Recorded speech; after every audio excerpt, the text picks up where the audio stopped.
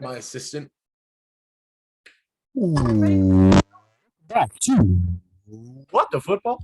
What the football? What the football? And there it is. hours. If you heard that, that was a friend of the show, Lizzie McCoy. Say hi to the people, Liz. Oh my gosh! It's our first appearance by someone who is a girl. We're kind of scared of girls on this show. We are. I personally definitely am. My assistant is currently bringing me in some ice water. Thank you, assistant. Show Let me, the assistant, please step in. Assistant, please step in. There are a lot of cords around here. I'll go this way. Here, look, you're good. You're good. It's just one cord now. Say hi to the people, Allison, my assistant. Hello, everyone.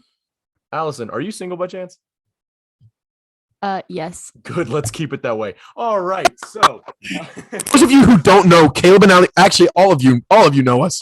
So you know Caleb and Ali are dating. But if in the future we become super famous and this video has very few views, so you guys know Caleb and Ali are dating. So I just wanted to make that very clear. yeah, it's a very new thing. We just started dating yesterday, so hopefully that continues. So, I hope it doesn't. Okay, let's go ahead and get these games going. welcome back to What the Football, guys. I know it's been a while. I've been a little under the weather, a little bit of a Yes, under the sun. but feeling a lot better now. I had a really sore throat. I had a really bad headache for a few days. Really poor bowel movements. Going on some kind of gross stuff y'all don't want to hear about. I want to hear about it, Caleb. I do. I will tell you about it when we get off air. Just kind of under the weather, but we're finally back. This will count, I guess, as the Monday episode, even though we're recording it at Tuesday at 10 o'clock at night. Yeah. So, or Well, it's Wednesday. Wednesday. Wow. This is a double episode. This will kind of count as our Wednesday episode. We'll probably record our Wednesday episode style, our pretty much just kind of free episode. We might record that, we might not. If we don't, That's the least crucial episode. exactly. We'll probably record our actual Saturday episode on Friday because I work on Saturday and in the morning. Hey, everyone, we should congrats in the comment section to Caleb for his new job at Speckled Trout. Thanks, guys. Thanks so much. I hope we beat your soccer team on Saturday. You will We won't. not. We won't even get close. Um, Guys, my soccer team's in a bit of a rough stage right now. and however many. Sorry, me and Lizzie's soccer team, we are coaches. We are 0 whatever, and our goal differential. Oh, wow. I don't think we should talk about it, but we have 1 goals for and at least 20 goals against, if that gives you any inclination. Hey, it's not about how you start. It's how you finish. So Everyone makes a tournament, so we're just going to go undefeated in the tournament. If we did, I'll give everyone who ever watches this video $1 million, okay, perfect. which will be 6 total people. So Thank you. I'll watch it as well, so I'll give myself some. Perfect. We're 3 minutes into this episode. We haven't talked about football yet, so let's get that going. No! We got our game recap going today, and we're gonna go ahead and start off with the Thursday night game. And the Thursday night game, me and Tadhg actually both did not watch it. We were at App State's game, and we Oh yeah. barely beat out Marshall. But oh my Hey, gosh, what a A fantastic dub is a dub. Corey Sutton, I will make love to you. I'll give you a hug. along with Phillip Rivers. But anyway, 24-9 are the Panthers beat the Texans. That's our record. Yeah, 24-9. They played like a really long season. It's kind of Pretty good. unfair, but whatever. 24-9 is the score of the final, or the final score of that game. The Panthers beat the Texans. Texans really weren't ever gonna be competitive in this game. The main storylines of this game was not the score, was not the Panthers being 3-0, was not the Texans being 1-2 and not very good without Tadhg Taylor. It was the injuries to Christian McCaffrey and JC Horn. Heartbreaking. Horn more than likely out for the season after breaking multiple bones in his foot, and then Christian McCaffrey out for a few weeks, not placing him on IR. Hopefully he'll come back next week. But that was the big story of the game. Christian McCaffrey owners, first overall draft owners, are punching the air right now. But the Panthers, I feel like they have a strong enough defense where they're going to go ahead and win the next couple of games to. I don't know. Cowboys game is very tough. Yeah, they got the Cowboys this week, and we'll talk about that on Saturday, or I guess on Friday. You'll hear it Saturday. That'll be a tough matchup for them. one of the best offenses in the league versus probably the best defense we've seen in a while for the first 3 games is just absolutely ridiculous. I mean, yeah, very young defense, very talented defense. And big trade that we just went through. Correct. If you want to talk about more. Yeah, sorry. So I'm trying to one second. If you want to talk about it for a second, let me pull something up. Okay. Yeah. So the Panthers got CJ Henderson for a third. I believe there was a couple other late round conditional picks in there. Dan Arnold is also in there. Dan Arnold is also in there. Yes, correct. So no Sam Darnold to Dan Arnold connection, unfortunately, this season. Heartbreaking. We didn't get to see it. We didn't get the memes. We didn't get Sports Center blowing our feet up with 5 posts about this connection. That was probably going to be on like a 2-yard out route. Anyway, the Panthers get CJ Henderson, who is a underrated corner, in my opinion. Go ahead. I was just gonna say he's who we had targeted the previous year. Correct. Because he was a first round pick last year. So technically speaking, we got the CB1 from the last 2 years in our draft board. And so we got both of those boys. We have obviously Jeremy Chin, Brian Birds, Derek Brown. If you want to throw in Gross Matos in there, and even Hassan Reddick, no one is above the age of 26. Yeah. And that's our core. And Dante Jackson, sorry, also 26. That core is unreal. And half of them are second-year players. Yeah. So this is going to be a really exciting team. JC Horn, when he's back, we'll have JC Horn, Dante, and CJ Henderson. Right now we have AJ Bouye thrown in there, who's a solid veteran. Once we get our linebacking core figured out, this is going to be a really scary team in Carolina, and it already is pretty scary. Yeah, for sure. Obviously, the play of Sam Darnold has garnered a lot of love towards his side, a lot of hate towards Adam Gase, because God almighty, does it ever show that he's not a good coach. I saw this Instagram post that I wish I had right now with me. Yeah. That was like the last 6 teams he's been on, they won a championship the next year. Like, it's just something stupid like that, where it's just Adam Gase leaving means success. And when Sam Darnold doesn't have Adam Gase, he has success. And people leaving Adam Gase. One of 5 undefeated teams right now. So, and I mean, people are so high on the Broncos right now. Their teams that they played they're combined 0-9. Correct. Ours are at least a combined 3-6, which is better than that. Yeah. Saints have looked really good against everyone that isn't the Panthers, I'll say. Yeah. I would agree with that. I think the Chargers also have, like, I think they're 4-5 record against, but also those teams involve the Cowboys and the Chiefs. So, yeah. I mean, it's so early on in the season that you can't really tell. Like, obviously 0-9, that means a lot more than 3-6 and 4-5 about your opponent's record. Exactly. It's if your team, if neither of the 3 teams that you've played combined have won 1 game. That is a little. Who do they play? Let me go ahead and check. I just want to see who they play this week. They play some soft team again, I'm sure, this week. And no, they play the Ravens. Good. That'll be a true test. Expose the balls out of Denver this week, please. I would love for that to happen. They do play the Steelers next, which I won't even say is a super tough opponent. It's not, because Ben Roethlisberger. And then the Raiders, which is and then they play the Browns. So a couple of tough opponents in the coming weeks. Honestly, we'll get to 4 games that last year they probably would lose. But yeah, it's a new year. That's what I love about the NFL, is the amount of parity that is in the league. It is. It's different than it, like the NBA, especially like when the Warriors were great. It was like, it's going to be Warriors Cavs. Any super team, you can build super teams in the NBA. You can every year you can pretty much predict, okay, this team's going to go to at least the conference finals. Like you know who's going to be in it. In the NFL, you're like, okay, I have a good feeling, but then it's like someone like Chiefs are 1-2.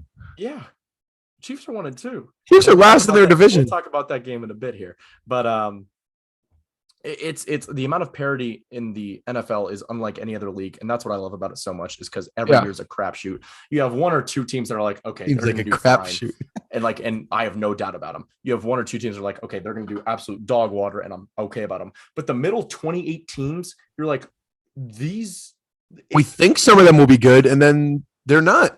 or vice versa, where you had the Eagles who looked pretty bad to start out, and I know they're only 1-2, but they blew out Atlanta. Atlanta's not good, I'm just saying, but they also put up a good fight against the 49ers, who only lost to the Packers off a last-second field goal. So it's the amount of parity in this league. Any given Sunday is a saying for a reason, right? Yeah. Any team can win. Anyway, Panthers moved to 3-0 for the first time. Come on. 2015. Teague, I know you're fired up. Texans fall to a 1-2, which we kind of knew was going to happen. Apparently, I closed out my tab, so we're going to go ahead and type this in, see what 1 o'clock game we have up first. And it is the one of the more forgotten games, honestly, of this 1 o'clock schedule. The Colts at Titans. Nothing really huge that they played on here. 25-16 Titans win. Other than week 1, the Titans have looked pretty good this year. Carson Wentz, sort of what we thought. Carson Wentz, 19 of 37, 194. Yeah. No touchdowns, no picks. I guess he's lost his juice, man. He's still in his own head.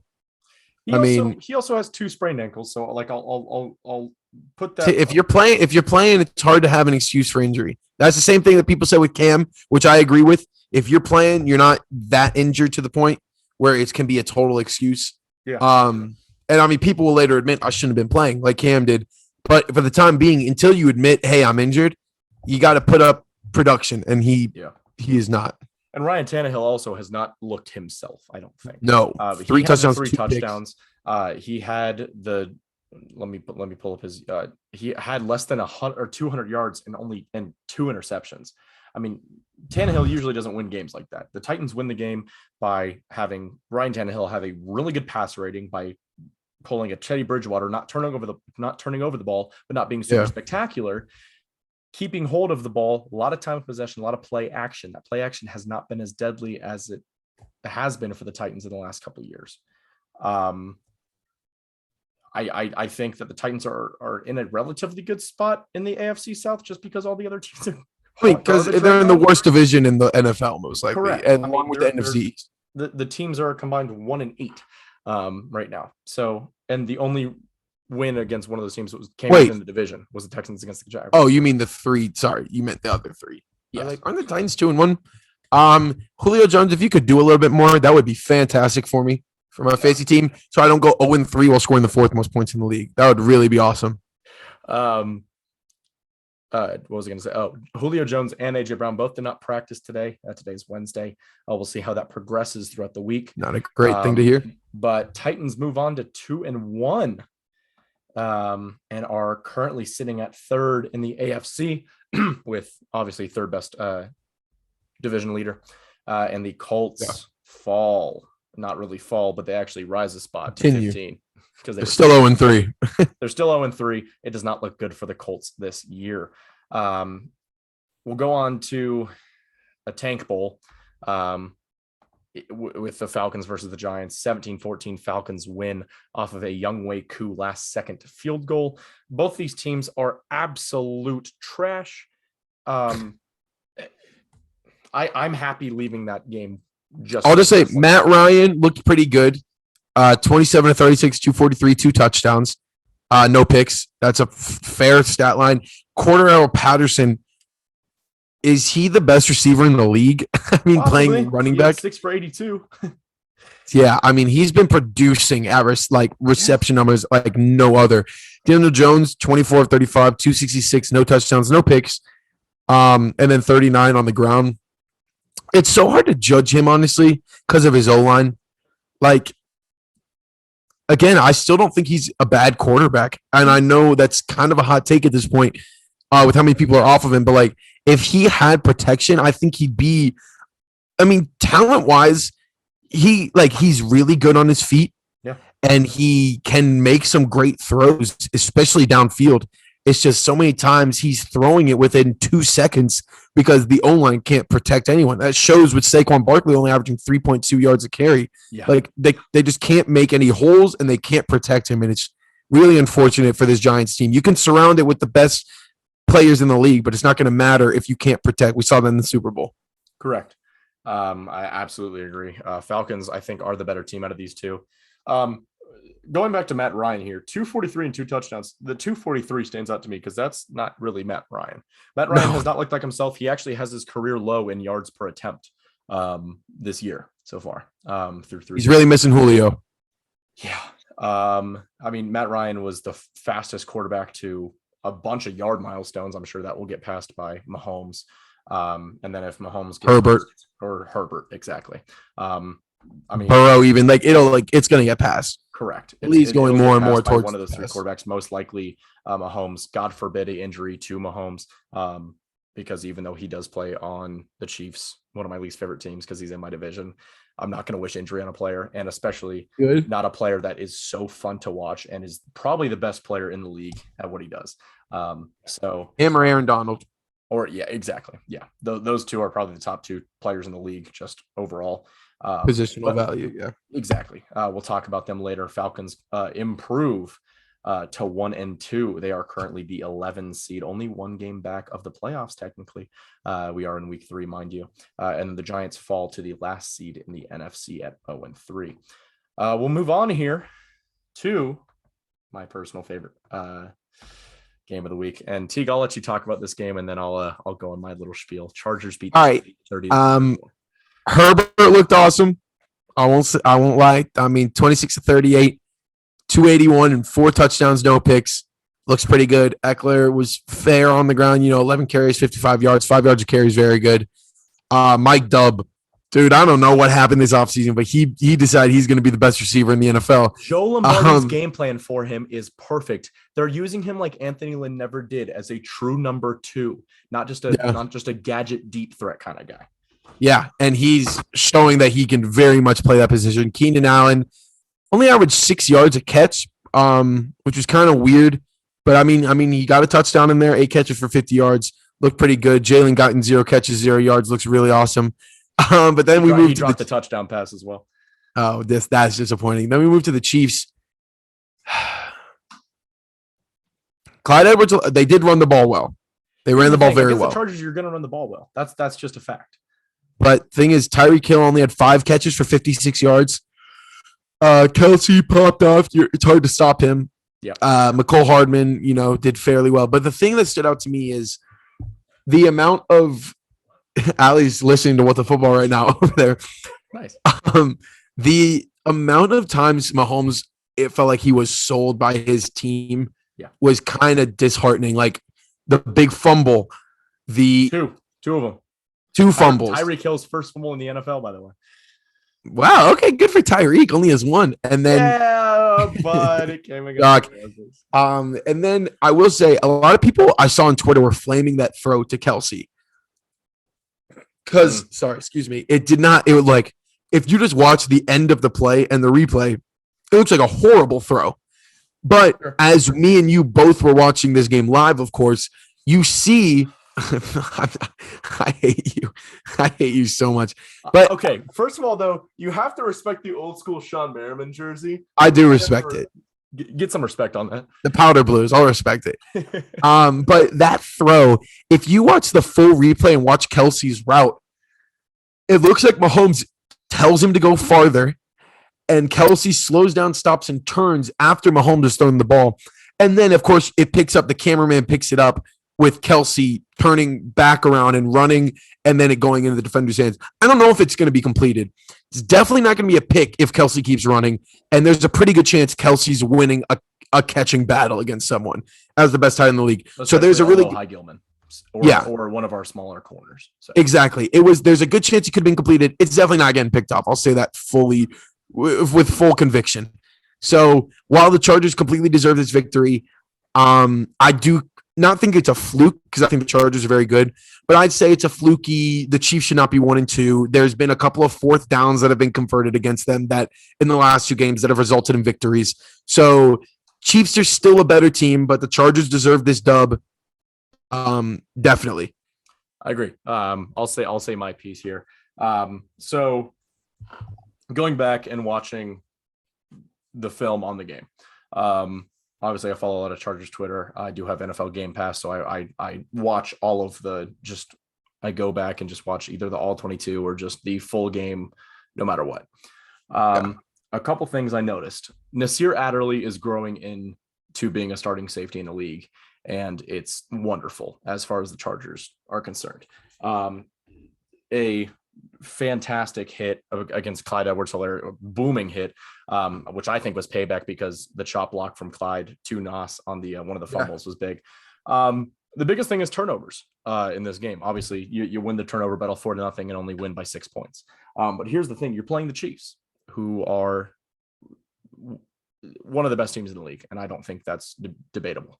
They have probably the best offense in the league. This year it might be the Rams, who knows? But for years, the Chiefs have been one of the best teams in the league. I mean, they've made the Super Bowl 3 of the last 4 years. Yeah. So obviously they're AFC Championship game the other year that they didn't make it. Exactly. They're the team to beat in the AFC right now. Well, no, it's only been 2 out of the last 3 years. 2 out of the last 3, excuse me. Yes, you're right. With the Niners and then lost to the Patriots and then last year against the Bucks. But I think this is a statement win for the Chargers. I love Brendan Staley going for it on 4th and 4. You get the false start penalty, and you say screw it, go for it on 4th and 9. I want Herbie to get the ball in his hands, and he throws a dart to Jalen Guyton, and Jalen Guyton was pass interfered with, and they keep moving the ball downfield, and score a touchdown off of that drive. And I absolutely, or score a field goal, excuse me, off that drive. I did want to comment on Patrick Mahomes' interceptions. Patrick Mahomes is the best quarterback in the league. I want to lead with that.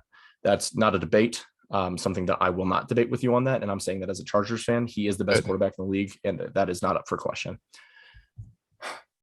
The decision to no look pass, questionable to me. I forgot the other pick. You're throwing to a guy who has not caught an NFL pass up to that point, and the pass is behind him.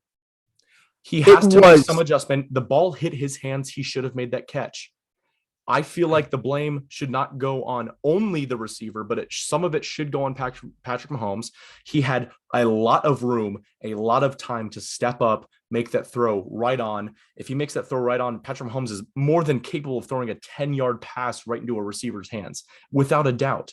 He can do that. They gained 15 yards. The Chiefs score a touchdown on that drive. I don't have a doubt in my mind that they do that if Patrick Mahomes does not no-look pass there. The no-look pass is a questionable decision. While it is beautiful at some points and a beautiful thing to look at, and oh my gosh, there's not pretty much anybody that can do what he does, except for 1 or 2 times in their career, maybe. I don't think it was the right decision to make there. And obviously it resulted in one of the best interceptions we've seen this year, with Asante Samuel literally becoming Superman. The second pick, yes, Travis Kelce's fault. 95%, I think. I agree. I mean, it was still 5% of that does rely on Patrick Mahomes. If you look at him during that interception, I'll try to provide a visual for some people that don't really understand football to a huge gravitas. But he's throwing. If you're a quarterback, you want to be positioned here with your feet set, right? He's kind of rolling back, and he's on his back foot unbalanced. He throws so many of those. Cause that ball to soar in the air a lot further than you might want it to be. And do I have a doubt in my mind that if his feet were set, he's throwing a bullet 30 yards downfield to Travis Kelce landing in his arms? Absolutely not. He's throwing that ball every single day. But if he's my only thing is when he's on his back foot a little bit, I mean, even that if that is where he wanted it to go, I don't necessarily believe that that is where he wanted that ball to go necessarily. The only thing that I'd say against that is that you can see him tell Kelce to go. Correct, and you can, and that's why I blame this 95% on Kelce, because it also was clearly a broken play. Correct. I mean, the rush didn't get there. His first progression wasn't there, and he's like looking around. Then the pass rush in his face. Joey Bosa's in your face. He's got to make something happen. He's moving to the right. Tells Kelce to go a little bit further. It's a little miscommunication. It was a broken play. I wouldn't say it's just all Kelce's fault, because that's a decision he has to make to look at Mahomes, see, I need to go further. Yep. Again, it's a tough throw for Mahomes to make. It was a tough play. It was good defense by the Chargers. Yep. But on the first pick, I agree for the most part with the no look pass. Probably not being the smart decision there. No. I will say I know it definitely is going to throw defenders off, which is at the end of the day. Will. That's why I say when it works, it's beautiful. When it doesn't, But here's the thing: even though it's a little behind, if you're an NFL wide receiver, I don't care if you get both hands on the football, and when we say behind, it's not like he had to stop his route, dive backwards like we've seen like Danny Amendola do before with like the one-handed catch. It was. I'll show you for a visual. It was here. But he's still his momentum is carrying him this way while he's. I understand. It's not where you want it to be. Difficult catch to make. It's not where you want it to be. But if you're in the NFL, you got to make that catch 100 out of 100 times. I agree. So I don't think either were necessarily on Mahomes, although he could have done more to prevent both of them. It was just a really tough situation for the Chiefs to be in. And then the fumbles are, of course, not Mahomes' fault when he's being sold on those. So the 4 turnovers, you can argue some of them were on Mahomes, but not really. And so that's why I feel for Mahomes here. But they're going to be playing for the Super Bowl. Like I don't put a ton into this game except for, hey, Chargers are good. I think that's true. I think don't put so much into the Chiefs side of it as they're 1-2. Oh my gosh, what's happening? They're a muffed punt away from being 0-3. Let's not look into that, but let's look into the fact that, hey, the Chargers are legit this year. They have a fantastic coaching staff that's putting their team in a position to win every single week. And although they're close games, under the Anthony Lynn, we'd be 0-3 right now. Under Gus Bradley, we'd be 0-3 right now. And I don't think you disagree. What about Norv? I mean, Norv Turner, I'm glad he's with the Panthers. I don't even know if he's still there, but take him. He's definitely not. Yes, he's that guy. Not. But I mean, I think we have the right coaching staff. We darn sure have the right quarterback to do it. And I think, I think we got to. Apparently, you have the greatest receiver in history in Mike Dubb. I don't know what's happening. I love it in a contract year for him. Pay him. If he's going to do this every week, pay the man, please. Dude, he's producing as a top 5 receiver. Literally. I mean, it's perfect. It's what I've always wanted to see out of him. But when you draft a receiver that high, I'll say that's what you expect. Correct. That's around where Julio was drafted. So you're expecting some high production. Absolutely. But he hadn't up to this point produced that. But now he's showing that he can, and it is cool to see. It is. It's awesome, especially as a Chargers fan who wasn't necessarily behind the pick at the start and who's watched him as a gadget player for his entire career. Chargers move up to 2-1 with a huge division win, 1-0 in the division. Third in the division. 1-0 in the division for the first time since 2014. That's big. They're the 6th seed in the AFC right now. The Chiefs are 1-2 as the 11 seed in the playoffs. I will say this as one more note of the Chargers Chiefs, just because I would like to relish this moment as much as I can, because I know there's not going to be many moments like it as a Chargers fan. Patrick Mahomes has only been outdueled 5 times as quarterback rating comparison, 5 times in his career. 2 of those are Justin Herbert. Justin Herbert has only made 2 starts against Patrick Mahomes. Okay, Herbie. Justin Herbert, Patrick Mahomes is going to be a fantastic rivalry for the next 10 years. It will. It literally will.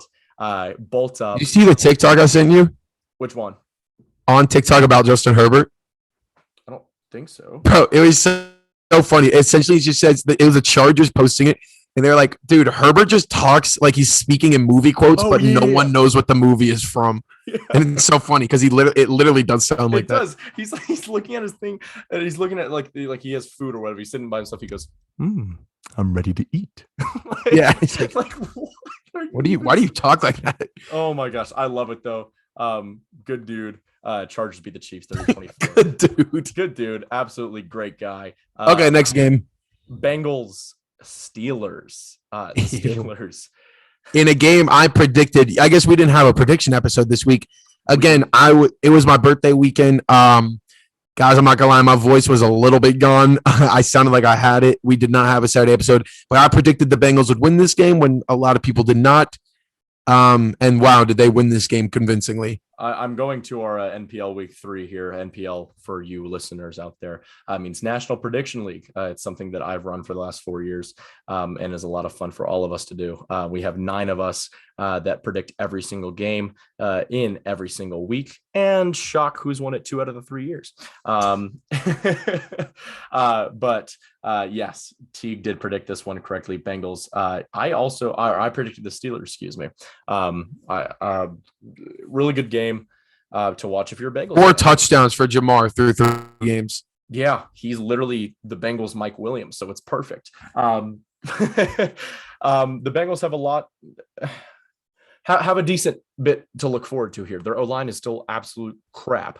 Their defense needs some work. But it did fine against the Steelers line, but I guess they were missing TJ. I don't think they got a sack. I don't think the Steelers got a sack.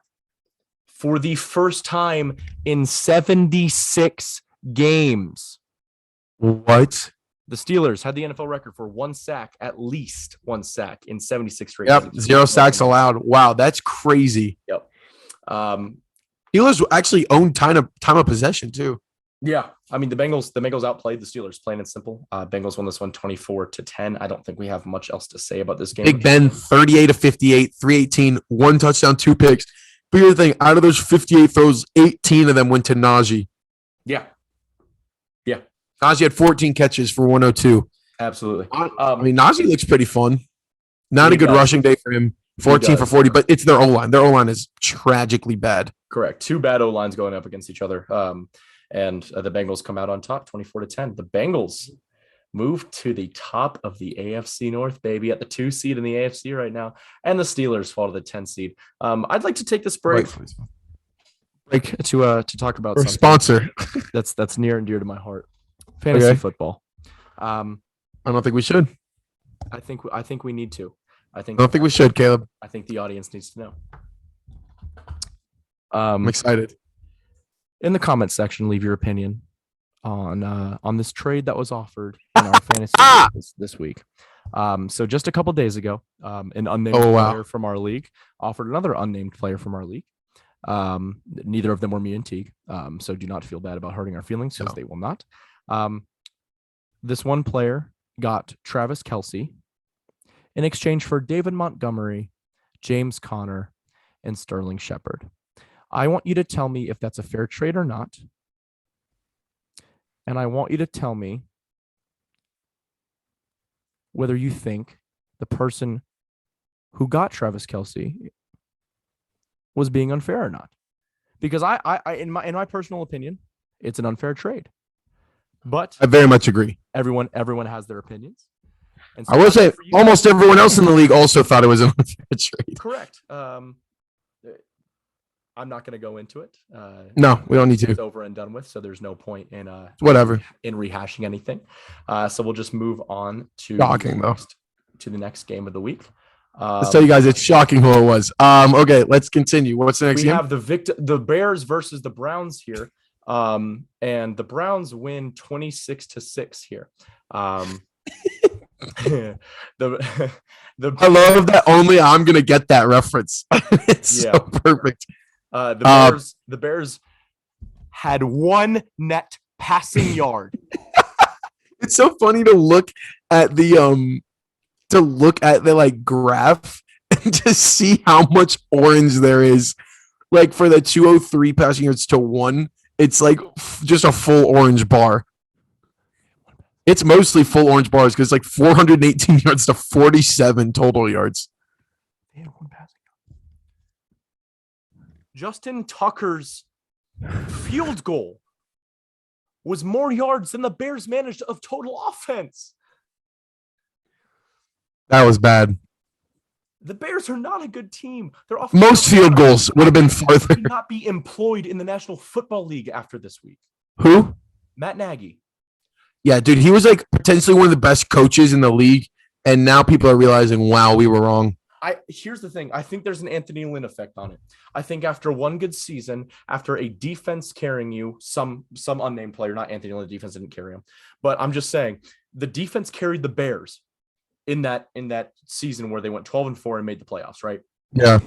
Everything else besides that, crap, absolute crap, worth nothing. They start last season, 5-1, finish the season something just ridiculous, suck bad trash crap. Like Matt Nagy's not bad trash crap. I mean, it's true. Matt Nagy's not a good coach. His game planning is some of the worst I've ever seen. If he's employed by the end of the year, I'll eat my freaking freaking phone. Like, this dude doesn't know how to coach a football team. And as a Bears fan, I know you had all that hype. Oh, we had the best draft in the NFL. Doesn't freaking matter if you don't have a coach that knows how to coach the players. Myles Garrett had 4.5 sacks too. He literally teleported. Did you see that play? Dude, it looks so funny. The Bears offensive line is trash. The Bears offense is trash. The Bears defense is not as good as we thought. The Browns are a good team, and they're going to take it. Yeah. That. We'll Don't need anything else. No need to talk about this game any further. The Browns moved to 2-1, are currently an 8 seed in the NFL, right? Or in the AFC right now. Just 0 games back of a wild card spot right now. And who they play, the Bears, are 1-2, moved to the 12 seed.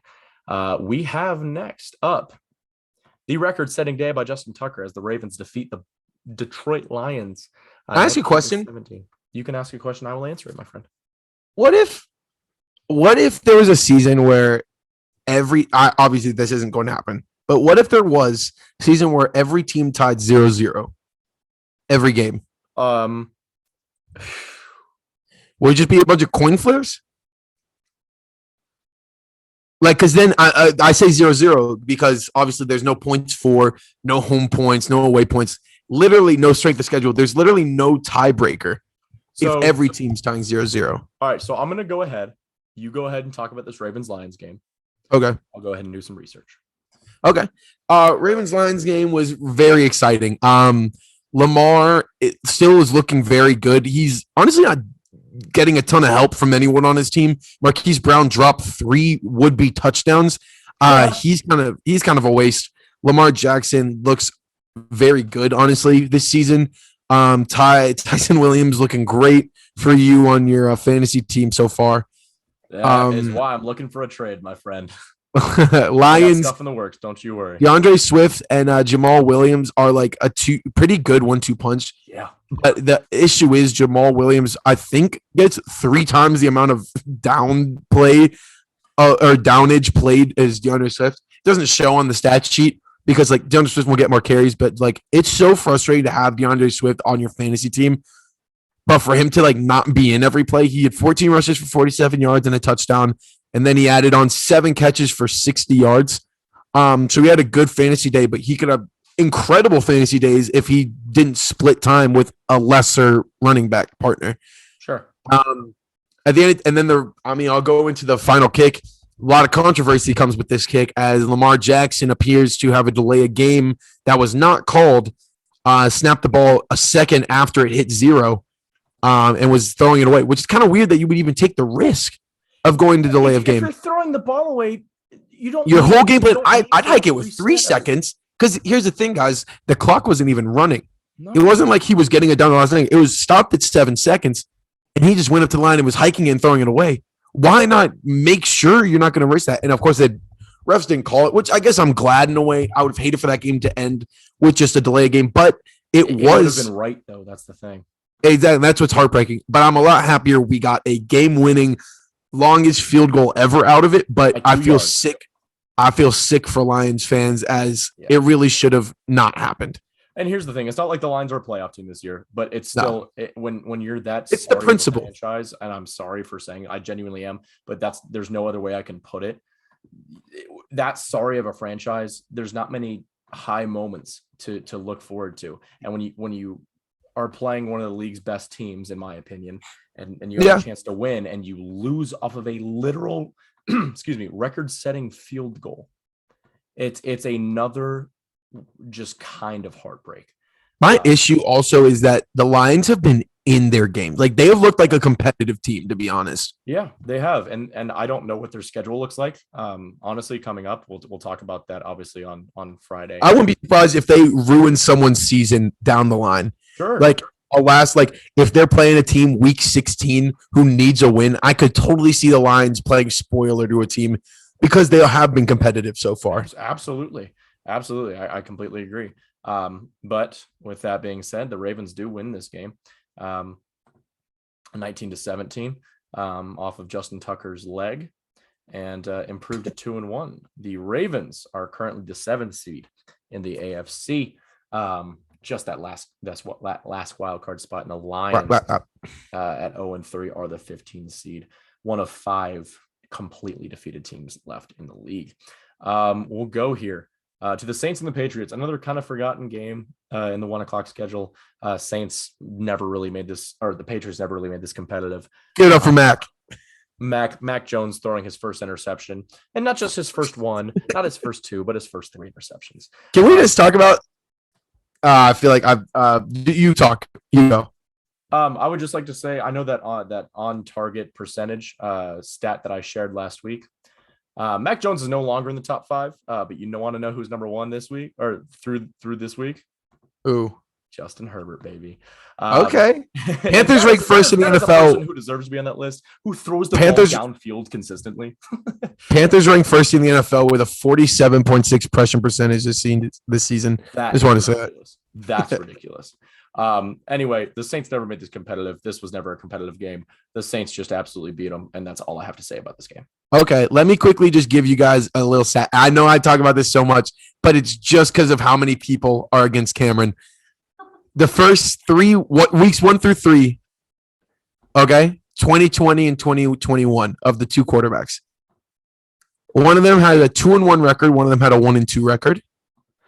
One of them had a 62 for 91, which is a 68.1% completion percentage. One of them was 81 for 120, which is 67.5%. One of them had 714 yards. One of them had 737 yards. One person had 7.85 yards per attempt. One had 6.1 yards per attempt. Passing wise, 2 touchdowns, 2 picks for one. 2 touchdowns, 3 picks for the other.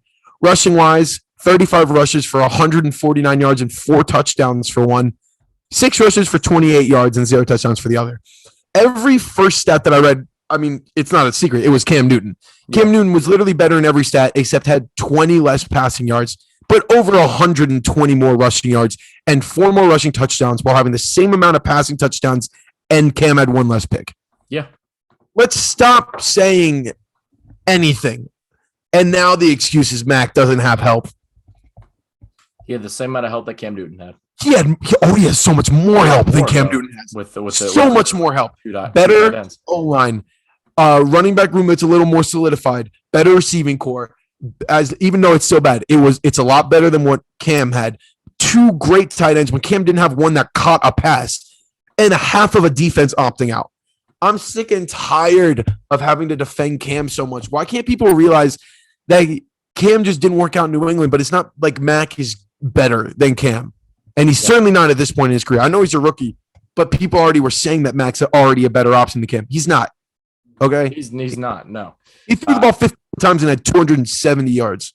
Correct. I don't think he obviously isn't panning out like Patriots fans thought he was going to. I think he's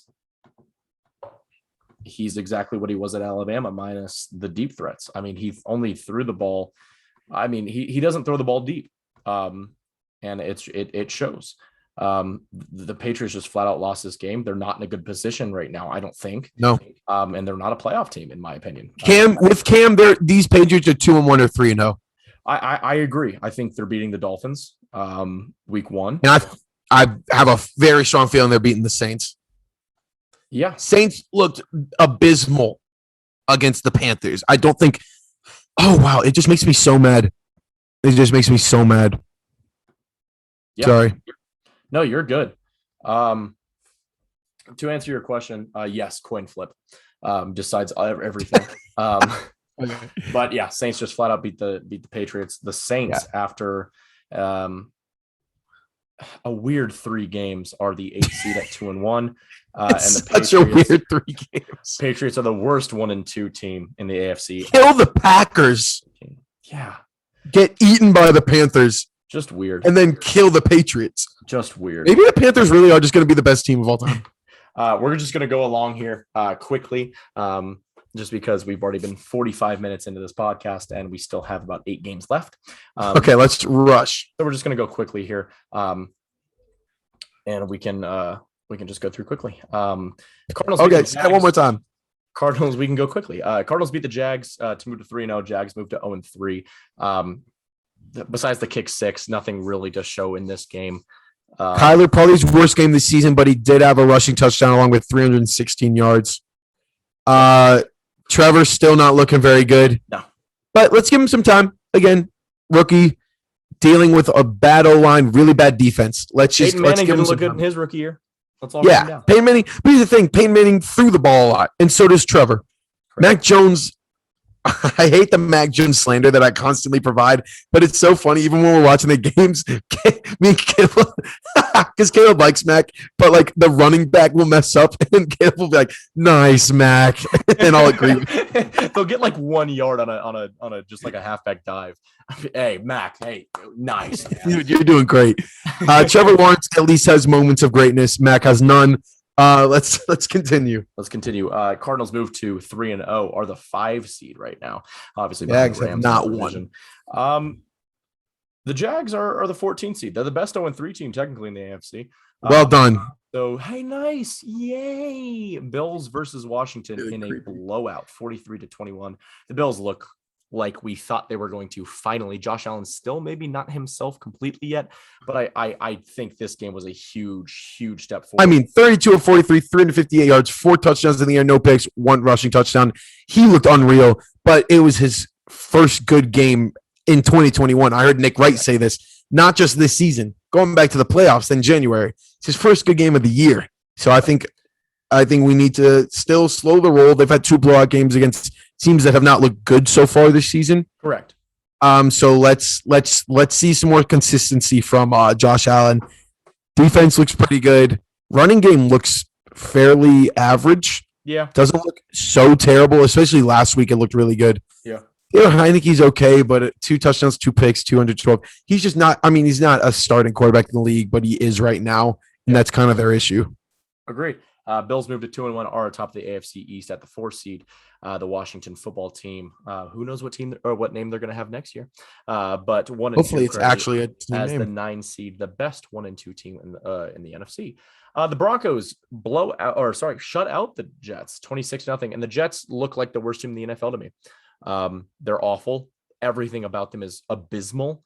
And the Broncos, it's not one positive. No, the Broncos are 3-0 against 3-0-3 teams. I mean, it's just they've gotten the job. We can't say anything against that. They have won the games they're supposed to win, which is all you can ask from a team. Any of the times, that's the thing. No, so shut out a team is like even though the hard. Jets look horrible, it's an NFL team. Everyone is in the NFL making millions of dollars. Correct. It's hard to shut out an NFL team, and they did. So no disrespect to them there. Zach Wilson is getting better. Like he looked his best in week 1, but week 2 he looked horrible. Week 3 he looked really bad, but he looks better. Hopefully he continues on, getting better and better each year because you hate to see busts in the NFL. Like it's just not fun. No. I hope Zach Wilson gets better, but so far no good. Perfectly said. Dude, it's so weird. Every time I stop talking, it gets so quiet in here, and it's really creeping me out. Everybody else go to bed. Well, Allie's next to me. Oh, hey, Al. But yeah, so the Broncos moved to Hello. Are still the best wild card team. They're 3-0 at the 5 seed, and the Jets, to no surprise, are the 15 seed at 0-3. Yeah, we'll go ahead and in a squeezer here. The Dolphins beat the Ravens. Oh my gosh, can I not say any team correctly? Nope, you're not allowed. The Raiders beat the Dolphins in overtime. The Raiders are 3-0. Derek Carr looks like an MVP candidate right now. Pace as you. He's on pace for 6,800 yards. Everybody, flipping ridiculous. I don't think that's going to obviously maintain. I think it's going to happen. I think they lose their first game next week. We'll talk about that on Friday. But they have played the Ravens in week 1. Obviously, week 1 is weird. Week 1 was weird, especially with the Ravens running back room. Correct. A lot of injuries. Marcus Peters as well. You got to throw him in there. Week 2, they play a not good Steelers team. And they just played the Dolphins, who are missing their starting quarterback. They haven't played any games where I'm like, man, they're for real. Like their offense has looked awesome. Say that again? I just said their offense has looked awesome. Oh, yeah, for sure. Their defense is still hot trash. But their defense, what's different for this defense is it's getting pressure to the quarterback, which it has not done the last 3 years. Max Crosby and Yannick Ngakoue are looking fantastic. I love Yannick. they're probably the best pass rush duo in the league right now through 3 weeks. I guess stats wise, I think probably. Yes. I know Max Crosby is first in pass rush, whatever stat they use. I saw it on Twitter today. If it was PFF, I'm sorry, that's probably not true. And I don't like saying anything good about the Raiders. Obviously, me and Carl will hash this one out this week on Monday night, and we'll see who wins. But Monday night, Chargers, Raiders. Wow. I'm not going to say the Raiders are for real yet. I have more confidence in the Chargers and the Chiefs than I do in the Raiders right now. I'd agree, definitely. But I do think the Raiders have surprised a lot of people. And there's always like one or two teams every year where you're like, okay, like we were just wrong. We were just like wrong on them. Yep. And right now it's looking like that's the Broncos and the Raiders, at least for me, because I was wrong on both of them. Yeah. I mean, Raiders get the win in overtime, have had to go to overtime to beat two of their opponents. Take that for what you will. The Raiders moved to 3-0, obviously, are the number 1 seed in the AFC. Wow, that hurts. And the Dolphins are 1-2 as the 12 seed in the AFC. We'll move to another afternoon slate game as the Vikings beat the Seahawks, their first time since 2009 since they beat Seattle. And they go ahead and do it. Kirk Cousins. I mean, I'm not going to. His looked awesome. I literally told everyone that he was the best quarterback in the NFL, but I won't go that far. He looked good, but I would not go that far. Alexander Madison might be the best running back in the NFL, though. I think that shows more about the Vikings' offensive line than it does. 112 yards on the ground, 59 in the air.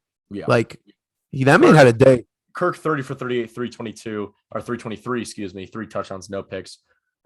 Justin Jefferson, 9 catches, 118 yards in a touchdown. He's the clear number 1. And still, Seahawks. I don't know. It's weird, man. Like, they're the most confusing team in the league. I forget who said. I think it was Bryson who said that. But like, they really are. It's so hard to judge them week to week, or maybe it was Jake. But like, they love to blow games. They love to blow close games. And like their defense has looked solid some games, but then bad other games. Their offense has looked unstoppable some games, and then stoppable other games. Like, it's so confusing to judge on whether they're good or not. They're 1-2 right now. They do look about as good as the Vikings, I'd say.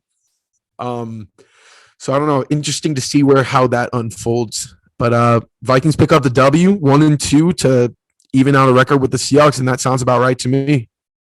Yeah. The Vikings moved to 1-2. They're the 13 seed. Seahawks moved to 1-2. They're the 14 seed. Weird place for both those teams, I think, to be. But it's a long season. We'll see how that progresses as we move on to the final game in the slate. And we both picked the Rams to win this game. Let's just say who was right. Who had the Rams at the top of the league? You did.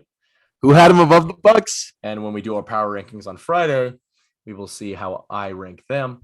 I don't think it'll be a surprise. But the Rams beat the Buccaneers, plain and simple.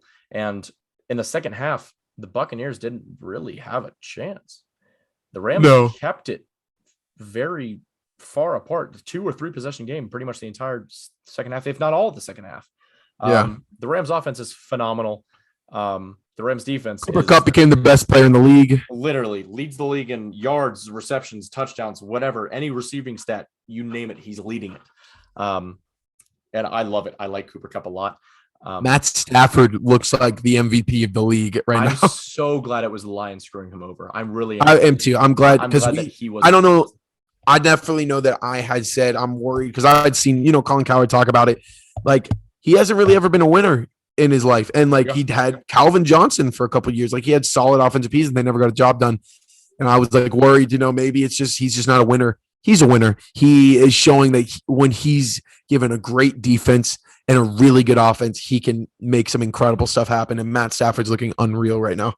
Yeah, absolutely. Tom Brady, had 430 yards, a touchdown, no picks. Yep. And a rushing touchdown. Yeah. But then you look at their running stats, and that is the issue. Yeah. This game, to me, is going to be the NFC Championship. It'll be fun to see them rematch when they face off in the playoffs because I'm almost positive it'll happen. The Rams are 3-0 as the 1 seed in the NFC right now. Well, and the Buccaneers are the 6th seed at 2-1. Obviously, they're the second team in their division to the Panthers. We'll go on. We should be shocked. To the primetime games. We got Sunday night as Mason Crosby. The Niners left 36 seconds on the clock. And too much. More than zero. It's too much time for Aaron Rodgers. New you know meme. that meme where the Dallas or whatever, I think it was a Dallas fan who's like holding his phone like this. He's like, there's 1:13 on the clock. I'm not. They're excited. They're celebrating when there's a minute left in the game. Yep. And I mean, it's a new one. It's perfect. Did you see Packers the meme? are a solid team right now. This is not happening. I can't say much more about the Packers other than that they're solid. Oh, can you hear me? Yeah. Oh, okay. I asked the same question 3 times, and you just like kept talking. I was like, "Is this happening again?" I maybe didn't hear you then. Did you see the new meme? Yeah, the Niners fan. No. Oh, the Packers fan. Oh, that's what I meant. Yeah, where he's like, okay, we could just move on. There was far too much time going horrible into that and to me asking me questions. Okay, the Niners. I don't even know. I mean, the Niners are a good team. I feel like. It's weird. It's early in the season. I don't really know how either of these teams are going to pan out. Both of these teams should be playoff teams, and both these teams are playoff teams right now, with the Packers being the 3 seed, Niners being the 7 seed, both at 2-1. It'll be interesting to see how it plays out. I think the Niners obviously have the tougher schedule with their division. The Packers should have an easy 3 wins left, and then whatever games they have against the Vikings, it'll be tough. But I think the Packers are the better team. Yeah. It'll be interesting to see how it pans out. Obviously, Aaron Rodgers, week 1 wasn't himself. Week 2 and 3, perfectly back on schedule. It's so funny to me how good he is. Like the fact that there were 37 seconds, no timeouts, and they went 50-something yards, and like it wasn't even crazy. You were just like, yeah, of course. Aaron Rodgers. Why not hit Devontae Adams for a 40-yard bomb on the first? And that's what's important is that first play. Yeah, because that's all your momentum. If you don't get a ton of yardage, then you lose some time and you're in the same position. Getting that big first down on the first play with 37 seconds, and then you're able to clock it with about 20 left and get one more good play in, that's what does it, and that's why he's so good. And then Mason Crosby's always getting the job done. Mason Crosby's a great kicker. Yeah. Nothing much more to say about that other than Aaron Rodgers is going to be Aaron Rodgers. I already said the Packers and the 49ers where they stand in the record. So we'll move on to Monday night. Questionable play call or refereeing in that game, definitely. Yeah. Go ahead and talk about this game. Got it. We'll be lucky. Back. Okay, let's go ahead and talk about this game. So here's the thing, everybody. The Eagles-Cowboys game, even 20 points looks too close for what it was. I mean, Dak just completely outmatched Jalen Hurts. Dak looked like a grown-up, and Jalen Hurts looked like a kid. And then the rushing. Zeke, after his week 1 absolute travesty, Zeke has looked like a much better runner of the football. And then we have Jalen Hurts, who couldn't really do much except for the last drive. He got a bunch more yards and a touchdown. Garbage time. But at the beginning, hey, you're back. Hey. Jalen Hurts just didn't look very good, to be honest with you. Guys, I needed 39 points from Jalen Hurts, Dallas Goedert, and Greg the Leg. And boy, I came 7 points short. And now I would have beat every other team this week. But I, again, am 0-3. I'm just going to say that a garbage time Dak Prescott touchdown got me the win over Micah. I literally needed 17 points to beat him. I got 19.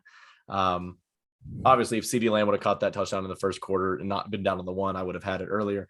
But I'm 2-1 with the 8th most points for in the league. So I'm sitting pretty. Not really, because my team, if anybody gets hurt, boy, it's hot garbage. But we'll all see how it pans out from here. We do have a special guest that's going to join us in a couple seconds here to talk about the Eagles-Cowboys game from his perspective as a fan of one of those teams. But we'll go ahead and do our AFC, NFC offensive and defensive players of the week. Oh, wow. Boy, oh, boy. I apologize, everyone. I completely forgot that this was a thing. But I'll just go ahead and freeball it. Just AFC Defensive Player of the Week, Myles Garrett. Research doesn't even. Myles Garrett is my Defensive Player of the Week. Had 4.5 sacks. That's who I had. Looked pretty dominant. Okay, so Caleb's copying me. That's shocking. Yeah. AFC offensive. Yeah. AFC offensive. Herbie. This is Herbie. Okay, the first player that came to my mind, Mike Dubb. Give me Mike Dubb, 7 catches, 122, and 2 touchdowns. I absolutely love it. Herbert just out battling Mahomes for the second time out of 2 times in his career. And to get a divisional win, probably the biggest win of Herbert's career so far. Actually, I'm changing mine for AFC offensive. Justin Tucker. Yep. You already know kickers are people too. Give me Justin Tucker for breaking the literal record. I thought about it, but I couldn't blow past this huge win. Probably the biggest win we've had in 3 years. I just had to. I mean, Justin Tucker was also 4 of 5 from field goal range. Yeah. And literally set the record.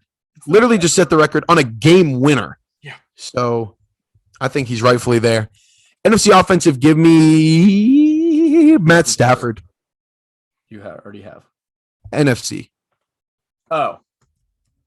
Give me Staff. Yeah.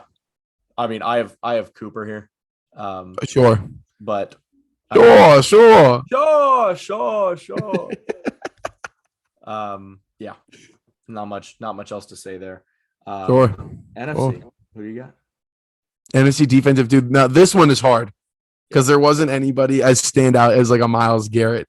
So I'm just kind of looking around at these games, trying to decide.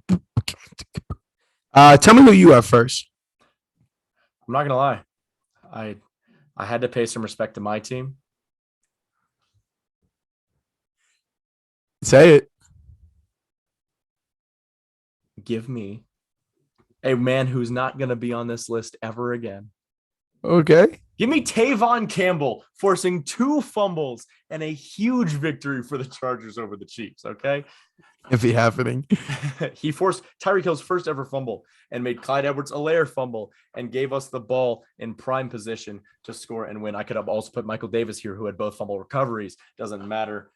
We sealed the victory with 4 turnovers, and boy, am I happy to be a Chargers fan this week.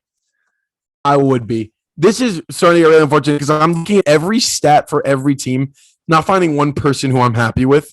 Well, I guess you have to pick Michael Davis then. Just give me Jair. I know he had a pick, so that pick was perfectly there for him, right? You know, he had 5 tackles, I think, in a pick. So let's just roll with that. All right. It doesn't look like our guest is going to be joining us. This Eagles-Cowboys game, I did talk about. I said Dak looked like a grown man out there. Jalen Hurts looked like a kid.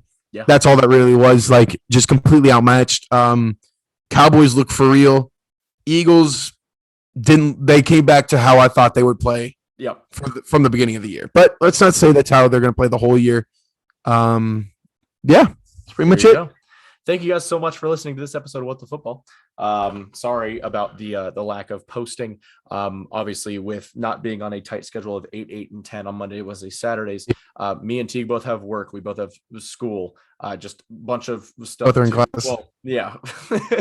We both have other stuff to do and are very busy. So we're trying to get these out as much as possible. We promise 2 videos a week, if not 3. We'll try to minimum get it out. But if there's no, we have our special guest. Tell him to run. Final comments. We just talked about the Cowboys Eagles game. From an Eagles fan, everybody knows this is Jake. He's an Eagles fan. He's been on the podcast a couple of times. What do you think about that Eagles game? Well, I don't know what the problem was. I don't know if we didn't have the right scheme going into the game, because normally our run defense is a lot better than it showed that game. And it was not. Normally it is not as bad as it was. So I don't know if we had the wrong scheme defensively going into it. Offensively, we just looked all over the place. Your O-line really did not look good, and that's like the biggest strength of your team. Having Brandon Brooks out is not helping that either. Yeah. Well, neither is Brandon Graham. Having both of them out, I think, definitely showed in that game. We had a lot of pressure coming against us, and we did not get a lot of pressure. Also, a lot of false starts and holding. Just a lot of penalties in general. And I think we're also one of the most penalized teams so far. The Eagles are on pace right now through 3 weeks to break the NFL record in penalties in a season. So that's not shocking. 35 in 3 games. So, I mean, if you're already a team that's just pretty much in a rebuilding phase, I feel like you're not going to win games if you are too busy getting false starts or offsides, or there was a few encroachment penalties where I didn't even know what we were doing. I don't know if we were trying to guess the snap count and just were very, very off. Goofing, yeah. Or, I mean, there was one play I remember vividly where Derek Barnett, I think, was almost at Dak before he even snapped the ball. And I couldn't have been more confused on what was happening. He was just doing his best Palomino impression. Yeah. And it worked so well for him. And then offensively, I think we couldn't get open. Our run game, we couldn't get going. Jalen Hurts looked scared, honestly. I said he looked like a little boy. So I don't know if that's because he's young. I don't know if Nick Sirianni just didn't draw up a good offensive game plan, like I've said before. I don't know what the problem was, but we looked very bad. We scored 21, but we did not deserve 21. No. So I even said the score even looks closer than it was. Yeah. There you go. Bad. Thank you. Thank you, Jake. Coming in. Thank you for coming in. Thank you for calling in today. Thank you guys. We'll end it with that, with Jake's depression. Thank you guys so much for listening to What the Football. Again, we'll try to get episodes as quickly out as we can to you. We promise at least 2 a week, if not that third of just a random thing that we're doing. Yeah, I guess. Sounded like Amigos. We'll just a random thing that we're doing. What's the code? Shout out Cody Co. Keeping my body at the top of his game. Shout out Cody Co. Sponsor Cody. us. Yourself. We will literally get millions of views if you do. Speaking of Honey, Honey's a browser app that you can easily install. It takes 2 clicks. Go ahead and check out your local Lowe's Foods. I'm not your friend. There today. I'm not your friend. I'm not your friend. I'm not your friend. I'm not your friend. Shopping there today. I'm not your friend. Let's get this over with, please. You used to work there, so I don't even know what you're on about. I don't know. Get you some orange treat. That's their tagline. Thank you guys for listening so much. I guess with that, this has been What the football? The football. And there it is.